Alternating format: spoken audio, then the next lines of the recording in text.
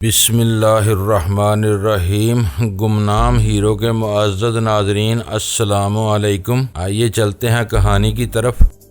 روانگی سے 5 دن پہلے میرے بائیں بازو کا آپریشن ہوگا۔ آپریشن کیوں؟ وہ اپنے بائیں بازو کو دکھاتے ہوئے بولی، میرے بھائیوں نے اور ڈیڈی نے مجھے اطمینان دلایا ہے، کوئی تکلیف نہیں ہوگی، مجھے بے ہوش کر دیا جائے گا، اس حصے سے تھوڑا گوشت نکال کر ہیرے رکھے جائیں گے، پھر اوپر سے پلاسٹک سرجری کی جائے گی۔ وہ تعجب سے اسے دیکھ رہا تھا۔ اس نے کہا، تم سے ملنے کے بعد پتا چل رہا ہے میں اب تک کنویں کا مینڈک تھا۔ کنویں سے باہر اتنی بڑی دنیا ہے اور اتنے بڑے بڑے تماشے ہوتے ہیں، یہ آج ہی پتا چلا۔ تم میرے ساتھ ملک سے باہر نکلو گے تو صحیح معنوں میں دنیا دیکھو گے۔ میں کس طرح تمہارے ساتھ جا سکوں گا جبکہ تمہاری آنٹی کی فیملی ساتھ ہوگی اور تمہارے بھائی مجھے کسی طرح بھی گوارا نہیں کریں گے۔ میں 27 تاریخ کو یہاں سے روانہ ہوں گی، تم اس سے پہلے تہران پہنچو گے اور وہاں میرا انتظار کرو گے۔ میں کہاں جاؤں گا، کہاں انتظار کروں گا، فکر نہ کرو، میں ساری باتیں سمجھا دوں گی۔ تمہیں مختلف پتے نوٹ کرواؤں گی، تم ان میں سے کسی پتے پر مجھے مل سکو گے۔ پھر کیا ہوگا؟ ہم جس کار میں تہران پہنچیں گے وہ ایک ایسے ہوٹل کے پارکنگ ایریا میں موجود رہے گی جہاں ہم لنچ یا ڈنر کے لیے اندر جائیں گے۔ میں کسی بہانے باہر آؤں گی، ہم اس کار میں بیٹھ کر دور کہیں فون بوتھ میں جائیں گے، وہاں سے تم اس ہوٹل کے فون نمبر پر میری آنٹی وغیرہ کو دھمکی دو گے اور کہو گے کہ کار چوری ہونے کی رپورٹ درج کرائی گئی تو ریحانہ کی لاش ملے گی۔ کیا خوب ترکیب ہے۔ اس طرح وہ رپورٹ درج نہیں کرائیں گے اور ہم اس کار میں بیٹھ کر ایران کی سرحد سے آگے نکل جائیں گے۔ جب میرے بھائیوں کو اغوا ہونے کا علم ہوگا تو وہ چپ چاپ مجھے اور کار کو ڈھونڈ نکالنے کی کوشش کریں گے، لیکن قانون کا سہارا نہیں لیں گے کیونکہ کار میں اسمگلنگ کا مال چھپا ہوگا اور انہیں میری طرف سے بھی فکر رہے گی کیونکہ میرے پاس 12 لاکھ کے ہیرے ہوں گے۔ کتنا جامع منصوبہ ہے، واقعی تم شیطان کے سائے میں پرورش پائی ہے۔ اگر تمہارے باپ اور بھائی شیطان ہے تو تم شیطان کی خالہ ہو۔ وہ ہنستے ہوئے بولی، میری برائی کر رہے ہو؟ تعریف کر رہا ہوں۔ اگر کوئی ڈاکے ڈالتا ہے، قتل کرتا ہے یا اسمگلنگ میں کامیاب ہوتا ہے تو اس کے دھندے سے تعلق رکھنے والے اس کی تعریفیں کرتے ہیں۔ یہ نہیں کہتے کہ اس نے بہت بڑا جرم کیا ہے، یہ کہتے ہیں کہ اس نے شیطان کو بھی مات دی ہے۔ جرائم کی دنیا میں ہمیشہ شیطان کے حوالے سے تعریفیں کی جاتی ہیں۔ حالات نے کرم داد کے اندر شیطانی نفرت اور غصہ بھر دیا تھا۔ اسے سمجھ نہیں آتا تھا کہ دشمنوں سے کس طرح انتقام لینا چاہیے اور خود کس طرح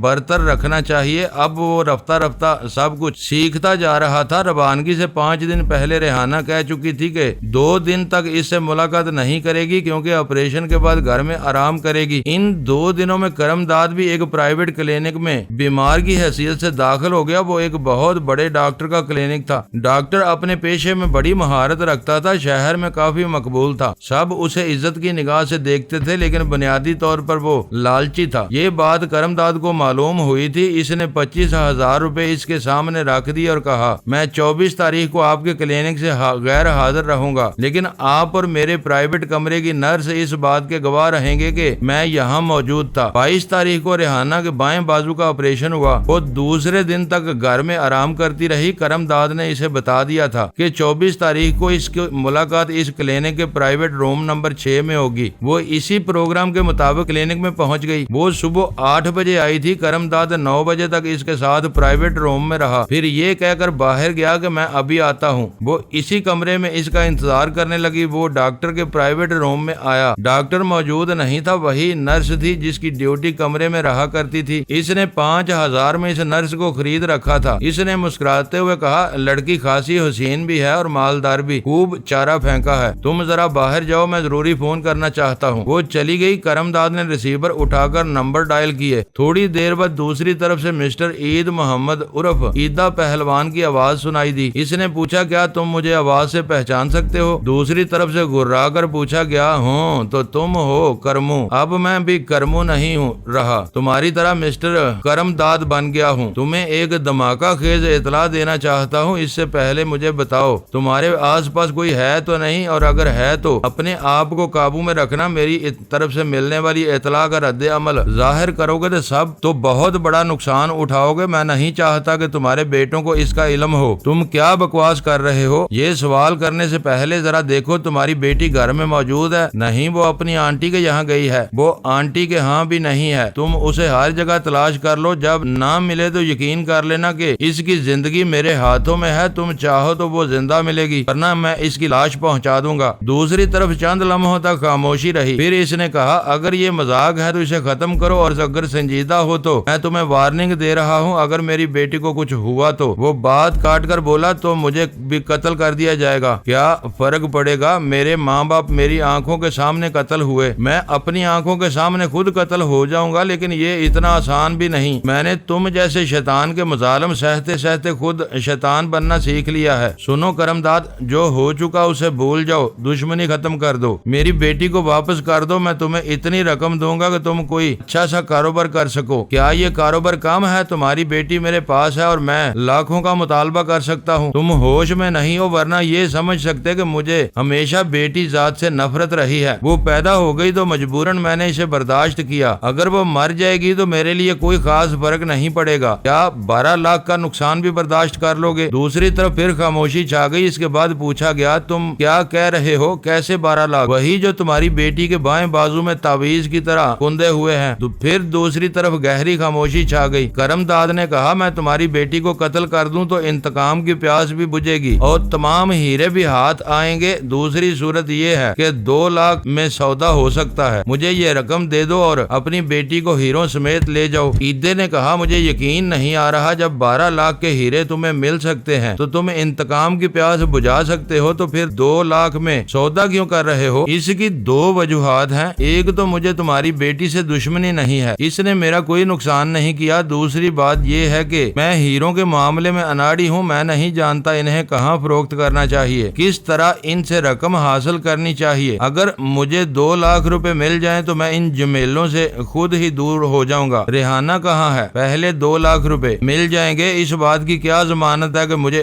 دھوکہ نہیں دو گے؟ دن کی روشنی میں لین دین ہوگا، میں آج دوپہر کو ٹھیک 3 بجے وہاں مل سکتا ہوں۔ وہ جگہ تمہاری جانی پہچانی ہے۔ کون سی جگہ؟ کرم داد نے ٹھہر کر کہا چک نمبر 212۔ دوسری طرف پھر خاموشی چھا گئی۔ وہ گڑبڑا کر بولا چک نمبر 212 کیوں؟ اتنی دور کیوں؟ تم اچھی طرح جانتے ہو ادھر کے کھیت ان دنوں میں ویران پڑے رہتے ہیں، شاد و نادر ہی کوئی ادھر جاتا ہے۔ میں اسی ویرانے میں سودا کروں گا۔ ایک بات اچھی طرح یاد رکھو، تمہارے دونوں بیٹوں کو ہمارے معاملات کا علم نہ ہو۔ تم تنہا آؤ گے، پولیس کا کوئی آدمی نظر آیا تو اپنی بیٹی کے ساتھ تم بھی جان سے جاؤ گے۔ کرم داد، ہم یہاں بھی سودا کر سکتے ہیں، میں فضول باتیں کرنا نہیں چاہتا، میں نے کہہ دیا ہے۔ چک نمبر 212 ٹھیک دوپہر کو 3 بجے۔ اگر تم نہ آئے تو 4 بجے اپنی بیٹی کی لاش اٹھانے ضرور آؤ گے۔ وہ ریسیور رکھ کر اپنے پرائیویٹ کمرے میں آ گیا۔ ریحانہ اس کا انتظار کر رہی تھی۔ وہ 12 بجے تک اس کے ساتھ وقت گزارتا رہا اور قیاس آرائی کرتا رہا کہ عیدہ پہلوان اس شہر میں اپنی بیٹی کو ہر اس جگہ تلاش کر رہا ہوگا جہاں وہ پائی جا سکتی ہے، اپنے رشتہ داروں کے ہاں، اس کی سہیلیوں کے ہاں۔ تلاش کر لینے کے بعد یقین ہو جائے گا کہ ریحانہ دشمن کے قبضے میں ہے اور اسے 2 لاکھ روپے لے کر چک نمبر 212 کی طرف جانا ہی ہوگا۔ وہ خون کے رشتوں کو نظر انداز کر سکتا تھا، 12 لاکھ روپے کے ہیروں کو بھول نہیں سکتا تھا۔ اس کے لیے بے چینی اتنی ہوگی کہ 3 بجے سے پہلے ہی وہاں پہنچے گا۔ ریحانہ 12 بجے اسے رخصت ہونا چاہتی تھی، محبت کرتے کرتے 12:30 بجا دیے۔ جب وہ رخصت ہوئی تو یہ بھی فوراً وہاں سے ٹیکسی میں روانہ ہو گیا۔ چک نمبر 212 کے قریب پہنچ کر اس نے ٹیکسی والے کو اتنی رقم دی جس کی وہ توقع بھی نہیں کر سکتا تھا۔ پھر کھیت ہی کھیت چلتا ہوا اس جگہ پہنچ گیا جہاں آج سے 12 برس پہلے اس نے لہو اور مٹی میں لتھڑی ہوئی باپ کی لاش دیکھی تھی۔ وہاں عیدہ پہلوان اس کا انتظار کر رہا تھا۔ اسے دیکھتے ہی بولا ریحانہ کہاں ہے؟ وہ زندہ ہے، سلامت ہے، تمہیں مل جائے گی، 2 لاکھ روپے نکالو۔ اس نے بریف کیس کھول کر اسے نوٹوں کی گڈیاں دکھائیں، پھر اسے بند کرتے ہوئے کہا ایک ہاتھ سے بیٹی لوں گا، دوسرے ہاتھ سے رقم دوں گا۔ اس نے دور اشارہ کرتے ہوئے کہا پہلوان، اس آم کے درخت کو دیکھ رہے ہو؟ آج سے 12 برس پہلے وہ ہرا بھرا تھا، ابھی آموں کا موسم نہیں ہے، پھر بھی ہم وہاں چلتے ہیں۔ عیدے پہلوان نے دور اس درخت کو دیکھا تو ایک دم سے جرجری سی پیدا ہوئی۔ اس نے پوچھا تم نے مجھے یہاں کیوں بلایا ہے؟ سودا شہر میں ہو سکتا تھا، کیا تم اپنے باپ کا انتقام لینا چاہتے ہو؟ تم وقت ضائع کر رہے ہو، دیر ہو گئی تو تیری بیٹی زندہ نہیں رہے گی، جہاں میں نے اسے رکھا ہے وہاں یہ تاکید کر دی ہے کہ مجھے پہنچنے میں دیر ہو تو اسے ختم کر دیا جائے۔ پہلوان نے کہا تم یہ نہ سمجھنا کہ میں بوڑھا ہوں تو کمزور بھی ہو چکا ہوں، چلو دیکھتا ہوں تم اس درخت کے پاس کیا کرنا چاہتے ہو۔ وہ دونوں چلتے چلتے وہاں پہنچ گئے۔ کرم داد نے اپنا ایک ہاتھ اس کی طرف بڑھاتے ہوئے کہا ابھی تم نے کہا تھا بوڑھے ہو مگر کمزور نہیں ہو، ذرا میرے ہاتھ کو دیکھو، یہ ایک لوہار کے ہاتھ ہیں، کیا تم پنجہ لڑا سکتے ہو؟ عید پہلوان نے کن آنکھوں سے اس کے موٹے سخت کردرے ہاتھوں کو دیکھا، وہ ہاتھ اور اس کی انگلیاں فولاد کی طرح سخت تھیں۔ اس نے کہا آؤ ایک بار پنجہ لڑاؤ۔ پہلوان پیچھے ہٹ کر بولا کیا بکواس ہے، کیا تم نے پنجہ لڑانے کے لیے مجھے بلایا ہے؟ یہی سمجھ لو میں چلا جاؤں گا پھر تمہیں 2 لاکھ نہیں ملیں گے۔ ایسی بھی کیا جلدی ہے، اپنی بیٹی کو لے کر جاؤ، دیکھو اس درخت کے پاس دیکھو جہاں سے ہم ابھی آئے ہیں اور جہاں 12 برس پہلے میں کھڑا ہوا تھا، تم نے میرے باپ کے ساتھ یہاں سے دوڑ لگائی تھی، شرط یہ تھی کہ جو پہلے مجھ تک پہنچے گا میں اسی کی ملکیت بن جاؤں گا۔ اب ذرا غور سے اس درخت کی طرف دیکھو، وہاں تمہاری بیٹی کھڑی ہوئی نظر آئے گی۔ عید پہلوان نے بے اختیار اس درخت کی طرف دیکھا، پھر پلٹ کر بولا کیا بکواس ہے، وہاں کوئی نہیں ہے، تم یہ کیا تماشا کر رہے ہو؟ پہلوان تمہاری بیٹی وہاں موجود ہے، ذرا غور سے دیکھو۔ وہ پھر آنکھیں پھاڑ پھاڑ کر دیکھنے لگا۔ کرم داد نے کہا اپنے دماغ میں یہ بات دہراتے رہو کہ اس کے بائیں بازو میں 12 لاکھ روپے کے ہیرے ہیں، تب وہ نظر آ جائے گی اور جب نظر آ جائے تو یہاں سے دوڑ لگانا، اپنی بیٹی تک پہنچنے کی کوشش کرنا۔ اگر میں پہلے پہنچ جاؤں تو وہ تمہیں نہیں ملے گی، اگر تم پہلے پہنچ گئے تو بیٹی بھی تمہاری اور ہیرے بھی تمہارے۔ وہ بے بسی سے بولا کہاں ہے میری بیٹی، کہاں ہے وہ ہیرے؟ مجھے کچھ نظر نہیں آ رہا، تمہاری دور کی نظر کمزور ہے، قریب جاؤ گے تو نظر آ جائے گی، لہذا دوڑ لگاؤ اور اس درخت تک پہنچو۔ نہیں میں دوڑ کر نہیں جاؤں گا، تمہارا تو باپ بھی جائے گا۔ یہ کہتے ہی اس نے ایک الٹا ہاتھ پہلوان کے منہ پر رسید کیا۔ وہ ذرا لڑکھڑایا، پھر اس سے لپٹ پڑنے کے لیے آگے بڑھا مگر منہ پر گونسا پڑا۔ پھر کرم داد نے اس کے ایک ہاتھ کے پنجے میں اپنا پنجہ ڈال کر موڑنا شروع کر دیا، اس کے حلق سے چیخ نکل گئی۔ پہلی بار احساس ہوا کہ وہ صرف بوڑھا ہی نہیں کمزور بھی ہو گیا ہے، اور اگر کمزور نہیں ہوا ہے تو ایک قد آور لوہار کے سامنے اس کے بڑھاپا بے باس ہے۔ اس نے پوچھا بولو وہاں تک دوڑ کر جاؤ گے یا نہیں؟ چھوڑ دو، خدا کے لیے چھوڑ دو، میں جاؤں گا، دوڑ کر جاؤں گا۔ اس نے چھوڑتے ہوئے کہا یہ بریف کیس چاہو تو اپنے ساتھ لے جا سکتے ہو، روپے میرے ہیں اور آخر میں مجھے ہی ملیں گے۔ اس کی بات ختم ہوتے ہی پہلوان نے یک بیک دوڑ لگائی۔ وہ تیزی سے دوڑ رہا تھا، چاہتا تھا کرم داد کے پیچھے نہ آئے، اگر آئے تو اس سے آگے نکل نہ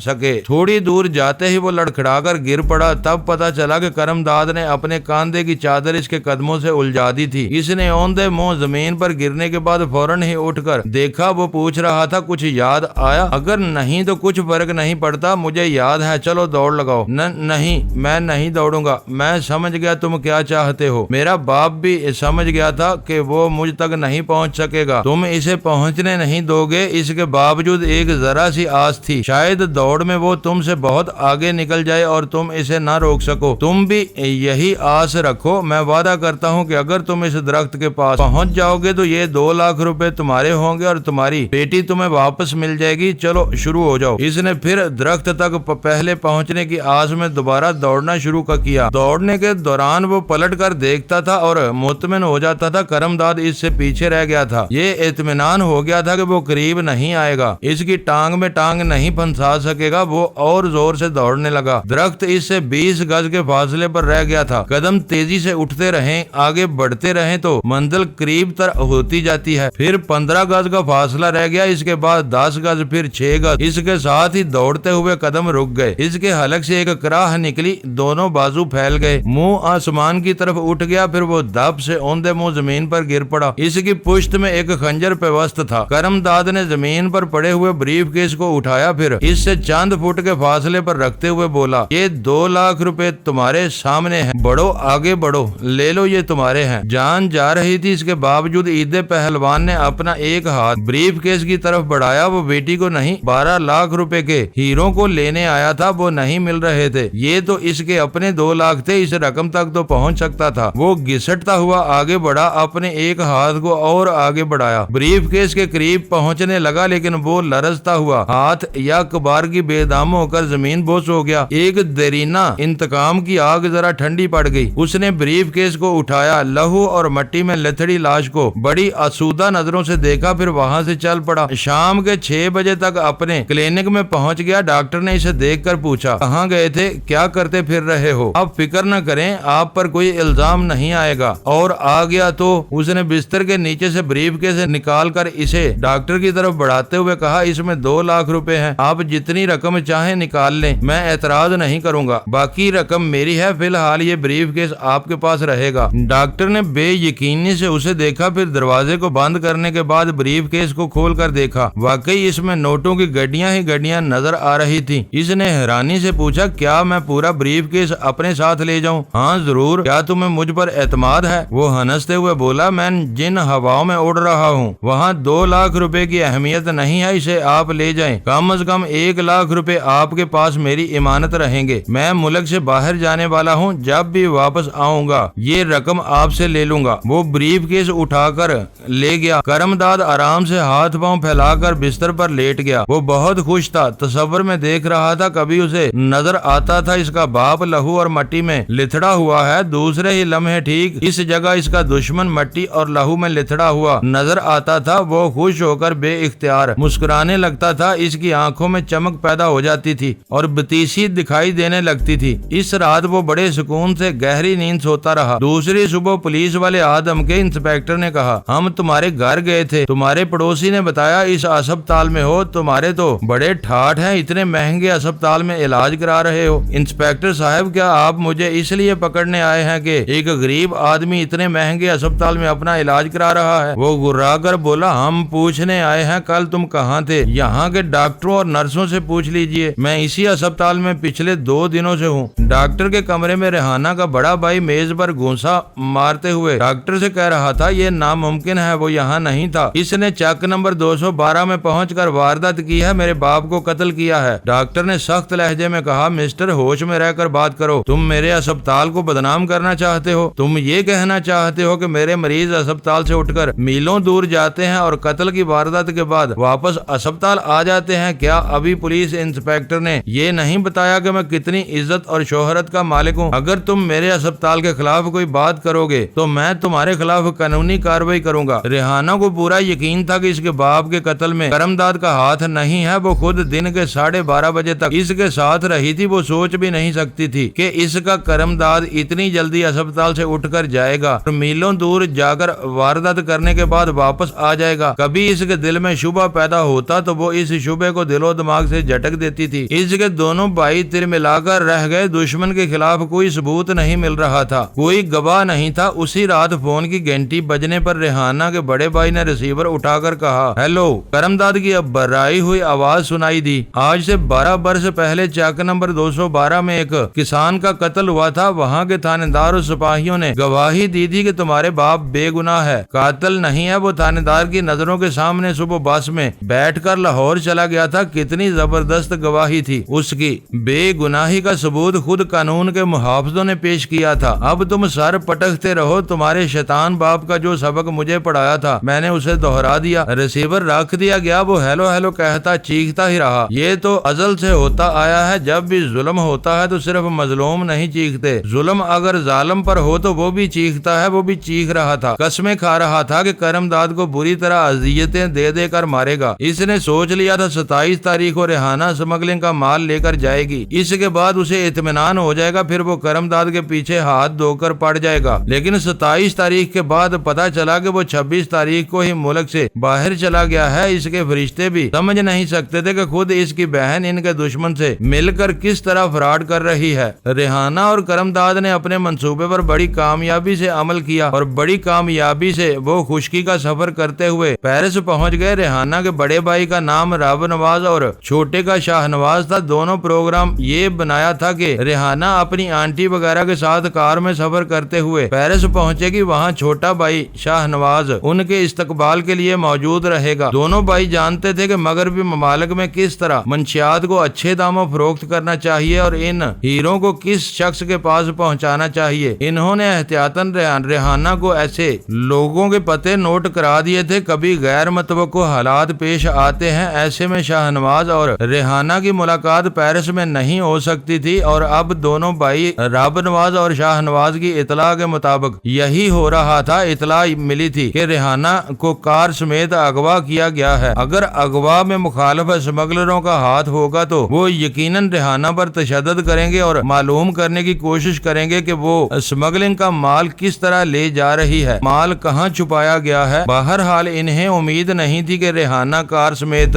इन्हें मिल सकेगी। ताहम शाहनवाज पेरिस पहुंचा हुआ था और रब नवाज पाकिस्तान में कोई अच्छी खबर सुनने का मुंतजर था। रेहाना और करमदाद ने पेरिस पहुंचकर सबसे पहले एक गैराज किराए पर हासिल किया था, कार को वहां लॉक कर दिया था। फिर होटल लारोश में अपने लिए एक कमरा लिया। वहीं से इन्होंने फोन के जरिए मुतल्लिका लोगों से राब्ता कायम किया। इन हालात में रेहाना के मुकाबले में करमदाद अनाड़ी था। किस तरह सौदा किया जाता है, किस तरह लोगों से गुफ्तगू की जाती है, इसे जरा भी इल्म न था। वो तमाम रास्ते तेहरान से पेरिस तक इसे अंग्रेजी के खास जुमले सिखाती आई थी और उसे कार ड्राइव करने की ट्रेनिंग भी देती रही थी। इसने टेलीफोन के जरिए एक मखसूस नंबर पर राब्ता कायम किया। दूसरी तरफ से जवाब मिलते ही इसने कहा, मैं मिस्टर गॉडजिला से बात करना चाहती हूँ। तुम कौन हो और क्या बात करना चाहती हो? गॉडजिला से सिर्फ इतना कह दो, इसे girl with gold rest from east, एक मशरकी लड़की चरस के साथ आई है। होल्ड ऑन के लिए कहा गया। थोड़ी देर बाद एक गुर्राई हुई आवाज सुनाई दी, कौन हो तुम? रेहाना ने कहा, मैं अपने साथ गोल्ड डस्ट लाई हूँ। तुम्हें मेरा नाम और पता कैसे मालूम हुआ? हम सब एक ही कश्ती के सवार हैं, एक दूसरे को पहचानने में, ढूंढ निकालने में देर नहीं लगती। मेरे पास अच्छा खासा माल है, देखोगे तो आंख खुल जाएगी। मुझसे मुलाकात करना पसंद करोगे या मुझे अपने पास बुलाओगे? तुम कहाँ हो? होटल लारोश, कमरा नंबर 7। जवाब का इंतजार करो, किसी वक्त भी फोन पर इब्तदाई मामलात पर बात हो सकती है। वेट ए मिनट, मैं जानती हूँ पहले तुम हमारे मुतल्लिक तफ्तीश करोगे, इसके बाद हमसे गुफ्तगू करोगे, लेकिन मेरी एक गुजारिश है। बोलो क्या बात है? तुम्हारा पाकिस्तानी डीलर शाहनवाज यहाँ आया हुआ है, उसे हमारे मामलात का इल्म नहीं होना चाहिए। ओ आई सी, क्या ये वही माल है जो तेहरान में इसके हाथ से निकल गया है? जी हाँ। आप अपने डीलर को अहमियत देंगे या इस माल को जो हमारे जरिए मिलेगा? हम माल चाहते हैं, आदमी की सूरत नहीं देखते। अगर वो माल शाहनवाज के हाथ से निकल गया है तो ये इसकी हमाकत है, हम इसके जिम्मेदार नहीं है। क्या तुम लारोश में तनहा हो? मेरा बॉयफ्रेंड भी है। क्या तुम इस मैदान में नहीं हो? आज से 5 बरस पहले हमारी मुलाकात हो चुकी है। मैं अपने भाइयों के साथ आई थी। हमारी मुलाकात दरियाए सीन के किनारे गॉडजिला बूट में हुई थी। ओह आई सी, क्या तुम बेबी रेहाना हो? रेहाना ने हैरानी से कहा, आपकी याददाश्त काबिले रश्क है। बेबी, इतनी लंबी बातें करने की क्या जरूरत थी? पहले ही अपना नाम बता दिया होता। आधे घंटे के अंदर मेरा एक आदमी वहाँ पहुँचेगा, इसके साथ चली आना। आधे घंटे के बाद वो करमदाद के साथ गॉडजिला के पास पहुंची। सारे मामला तय हो गए। शाम तक इन्हें फ्रांसीसी फ्रांक मिल गए, जिनकी मालियत तकरीबन 2.25 लाख रुपए थी। पेरिस के खूबसूरत शहर की खूबसूरत रात उनके लिए थी। वो खूब तफरीह करते रहे, हंसते बोलते रहे, खाते पीते रहे, नाइट क्लब में जी भरकर रात जगह मनाते रहे। दूसरी सुबह रेहाना ने फोन के जरिए दूसरे डीलर से राब्ता कायम किया। राब्ता कायम होने पर इसने कहा, मैं मिस्टर जैकी वाइस से बात करना चाहती हूँ। दूसरी तरफ से पूछा गया, तुम कौन हो, क्या बात करना चाहती हो उनसे? मिस्टर जैकी वाइस से सिर्फ इतना कह दो, ए diamond girl from Pakistan. Hold on करने के लिए कहा गया। थोड़ी देर बाद जैकी वाइस की आवाज सुनाई दी, हेलो, तुम कौन हो और ये कोड वर्ड्स कैसे जानती हो? मैं वही हूँ जिसके जरिए तुम्हें माल मिलने वाला था। फर्क इतना है कि वो माल तेहरान में चोरी हो गया, डीलर बदल गए हैं। मैं ये मालूम करना चाहती हूँ कि तुम पुराने डीलर को अहमियत दोगे या माल लेने के लिए नए डीलर को? हम माल का लेन देन करते हैं, डीलरों से रिश्तेदारी नहीं करते। मैं होटल लारोश के कमरा नंबर 7 में हूँ, इंतजार करो, हमारा आदमी आ रहा है। वेट ए मिनट, क्या मैं भरोसा कर सकती हूँ कि ये मामला राज में रहेगा? हत्ता कि मिस्टर शाहनवाज को भी इसका इल्म नहीं होगा। शाहनवाज तो बहुत दूर की बात है, मेरे दस्ते रास्त को भी मामले का इल्म नहीं होगा। 1 घंटे के अंदर वो एक बहुत ही खूबसूरत कार में बैठकर एक इतनी बड़ी कोठी में पहुंचे जो किला नुमा थी। सलाह गार्ड्स मखसूस वर्दी में थे। जब ये दोनों कार से उतरकर इस कोठी में दाखिल हुए तो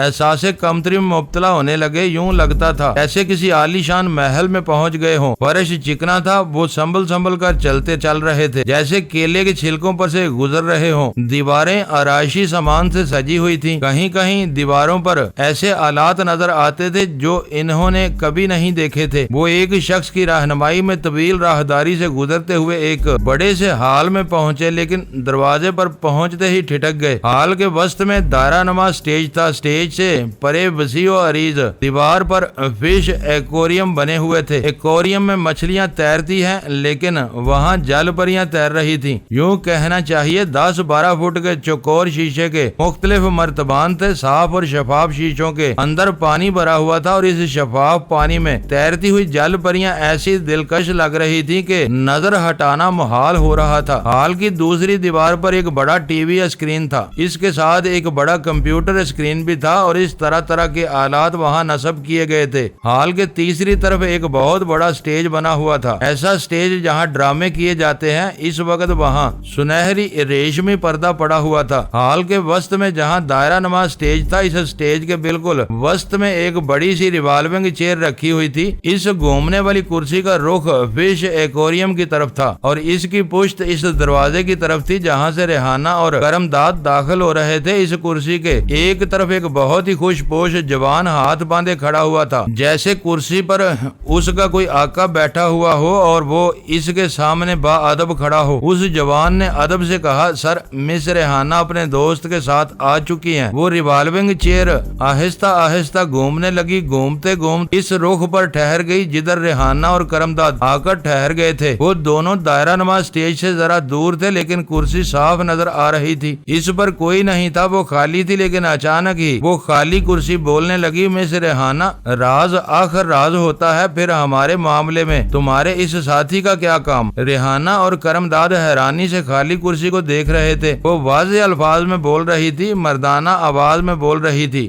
ریحانہ نے ہچکچاتے ہوئے کہا، جناب، یہ میرے لائف پارٹنر ہیں اور بزنس پارٹنر بھی، اس لیے اپنے ساتھ لائی ہوں۔ ساتھ لانے کی ایک اہم وجہ ہے، میں آپ کے لیے جو مال لائی ہوں اس کے بدلے آپ سے کچھ سہولتیں چاہتی ہوں۔ کیسی سہولتیں؟ واضح بات کرو۔ میں اپنے لائف پارٹنر کے ساتھ پیرس کی شہریت حاصل کرنا چاہتی ہوں اور اپنے ساتھی کو کسی ایسے ادارے میں پہنچانا چاہتی ہوں جہاں یہ انگریزی فرانسیسی زبان سیکھنے کے علاوہ کار ڈرائیونگ اور ہتھیاروں کے استعمال میں مہارت حاصل کر سکے۔ یہ تمام سہولتیں حاصل ہو جائیں گی۔ مال کہاں ہے؟ ریحانہ نے کن آنکھیوں سے اس نوجوان کو دیکھا، پھر کہا، جناب، یہ بات سمجھ میں نہیں آ رہی کہ ہمارے سامنے ایک شخص موجود ہے یا دو ہیں؟ ریوالونگ چیئر نے کہا، اس کا نام جیکی وائز ہے، اس سے تم فون پر بات کر چکی ہو، یہ میرا دست راست ہے، اس کے سامنے تم اپنا کوئی بھی راز بیان کر سکتی ہو۔ جناب، مال کی اس وقت میرے پاس موجود ہے، میں ابھی بتاتی ہوں، لیکن یہ تو معلوم ہونا چاہیے کہ ہمیں رقم کتنی ملے گی۔ جو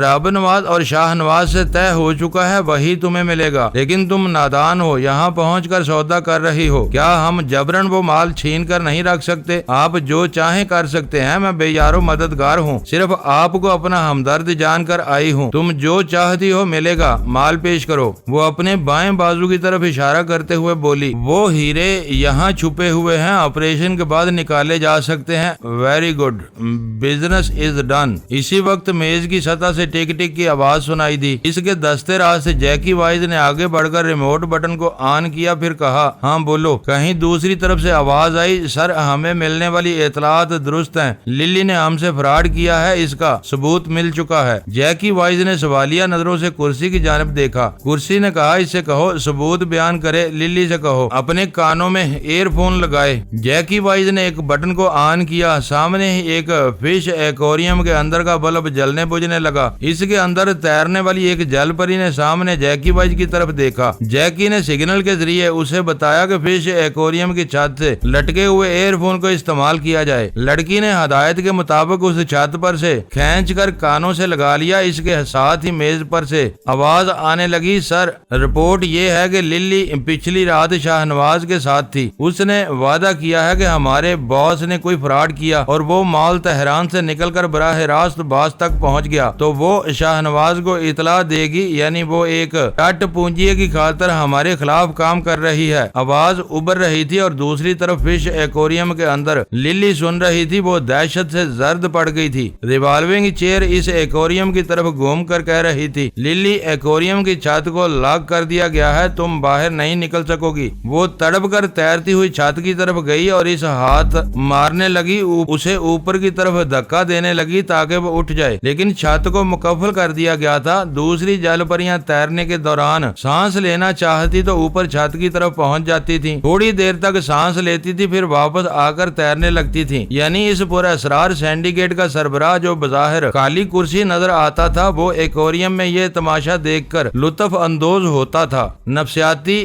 نقطہ نظر سے وہ جنونی تھا، دوسروں کو شدید ترین اذیتیں پہنچا کر تسکین حاصل کرتا تھا۔ ریحانہ کا کلیجہ منہ کو آ رہا تھا، کرم داد کی باچیں کھل رہی تھیں، جیسے من پسند تماشا دیکھ رہا تھا۔ جب للی شیشے کے پاس آ کر کرسی کی طرف رحم طلب نظروں سے دیکھتی تھی، پانی میں ہاتھ پاؤں مار کر زندگی کی بھیک مانگتی تھی، تو کرم داد کو ایسے لگتا تھا جیسے عیدہ پہلوان زندگی کی بھیک مانگ رہا ہو، جیسے وہ ابھی ابھی اپنی سوتیلی ماں کو خنجر کی نوک میں پرو کر اس کے تڑپنے کا تماشا دیکھ رہا ہو۔ وہ بیچاری پانی کے اندر کتنی دیر تک سانس روک سکتی تھی؟ اس نے ہاتھ پاؤں چھوڑ دیے، اس کی ناک سے اور منہ سے پانی کے بلبلے نکلنے لگے۔ ریحانہ یہ منظر نہ دیکھ سکی، اس نے دوسری طرف منہ پھیر لیا۔ کرم داد دیدے پھاڑ پھاڑ کر دیکھ رہا تھا، کرسی بھی دیکھ رہی تھی۔ اگر اس کی آنکھیں ہوں گی تو وہ بھی آنکھیں پھاڑ پھاڑ کر دیکھ رہی ہوگی۔ اس کرسی والے کا اور کرم داد کا مزاج ایک تھا، وہ دونوں ہی جنونی تھے، کرم داد کچھ زیادہ ہی تھا۔ اب وہ مٹھیاں بھینچ رہا تھا، دانت پیس رہا تھا، پھر اچانک ہی وہ کہا لگا کر کہنے لگا، مر گئی، ہا ہا ہا ہا، مر گئی۔ جو اپنے محبوب سے بے وفائی کرے اور اپنے آقا سے غداری کرے، اس کو مارنے کے بعد اور مارنا چاہیے۔ اگر یہ میرے ہتھے چڑھتی تو میں اس کی لاش کو، وہ کہہ لگا رہا تھا اور بول رہا تھا۔ ریوالونگ چیئر اس کی طرف گھوم گئی، جیسے اسے دیکھ رہی ہو، سمجھ رہی ہو۔ پھر اس نے پوچھا، تمہارا نام کیا ہے؟ وہ بولا، کرم داد۔ کرم ڈاڈ، تمہاری خواہش پوری ہوگی، اسے مارنے کے بعد بھی مارا جائے گا، دیکھو، خوب دلچسپی سے دیکھو۔ یہ کہہ کر ریوالونگ چیئر اپنے دستے راست جیکی کی طرف گھوم گئی، پھر اس سے کہا، ایسڈ۔ اس کے ساتھ ہی جیکی نے میز کی طرف ہاتھ بڑھا کر ایک بٹن کو دبایا۔ ایکویریم کے اندر للی کا بے جان جسم پانی میں تیر رہا تھا، وہ پانی کم ہونے لگا، شاید ایکویریم کے نیچے نکاسی کا انتظام تھا۔ جب وہ کافی حد تک کم ہو گیا تو جیکی نے اس بٹن کو آف کر کے دوسرا بٹن دبایا جس کے پاس ایسڈ لکھا ہوا تھا۔ اب پانی آہستہ آہستہ ابل رہا تھا، اس میں تیزاب کی آمیزش ہو رہی تھی، پھر وہ زیادہ ہی ابلنے لگا۔ ریحانہ دونوں ہاتھوں سے چہرے کو ڈھانپ کر دوسری طرف منہ پھیر لیا، وہ لکی کے جسم کو تیزاب میں گلتے ہوئے نہیں دیکھ سکتی تھی۔ کرم داد وحشیانہ انداز میں آنکھیں پھاڑے منہ کھولے دیکھ رہا تھا اور ریوالونگ چیئر اس کی طرف گھوم کر اسے دیکھ رہی تھی۔ تھوڑی دیر بعد ریحانہ نے اپنے چہرے پر سے ہاتھ ہٹا کر ایکویریم کی طرف دیکھا، اب وہاں للی نہیں تھی۔ کہاں گیا اس کا حسن، کہاں گیا اس کا شباب؟ وہاں تو ہڈیوں کا ایک ڈھانچہ تیزاب ملے ہوئے گدلے پانی میں تیر رہا تھا، پھر وہاں کا بلب بجھ گیا، ایکویریم میں گہری تاریکی چھا گئی، ڈھانچہ اندھیرے میں گم ہو گیا۔ کرم داد تاریک ایکویریم کو ابھی تک یوں دیکھ رہا تھا جیسے موت کی تاریکی میں گہری دلچسپی سے جھانک رہا ہو۔ ریوالونگ چیئر اسے دیکھ رہی تھی، پھر اس چیئر نے کہا، جیکی۔ جیکی نے فوراً اٹینشن ہو کر کہا، یس سر۔ یہ شخص ہمارے کام کا ہے، اسے ٹیرر ٹریننگ سینٹر میں رکھا جا سکتا ہے۔ جیکی اسی طرح اٹینشن تھا، اس نے ریوالونگ چیئر کو دیکھتے ہوئے کہا، آپ کے حکم کے مطابق اسے TTC میں ہی رکھا جائے گا ماسٹر کی۔ میں نے بلیک شیڈو سے حاصل کیے ہوئے کیسٹ کے ذریعے کرم داد کی آواز سنی تھی، پھر اس کے دماغ میں پہنچ کر اس کی ہسٹری معلوم کی تھی جو آپ کے سامنے پیش کر چکا ہوں۔ اب جب کہ میں کرم داد کے دماغ کو پڑھ رہا تھا تو 2 برس گزر چکے تھے، ان 2 برسوں میں اسے تجربات کی بٹی سے گزار کر کندن بنا دیا گیا تھا، اس پر زیادہ محنت نہیں کرنی پڑی تھی۔ معزز ناظرین، لائک کریں، شیئر کریں اور کمنٹس باکس میں پاک آرمی زندہ باد، پاکستان پائندہ باد کا نعرہ ضرور درج کر کے اپنے ملک پر فخر کریں اور پاکستان کی بنیادیں مضبوط کرنے میں اپنا کردار ادا کریں۔ ویڈیو دیکھنے کا شکریہ۔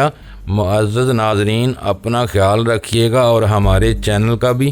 ISI پاک آرمی زندہ باد، پاکستان پائندہ باد۔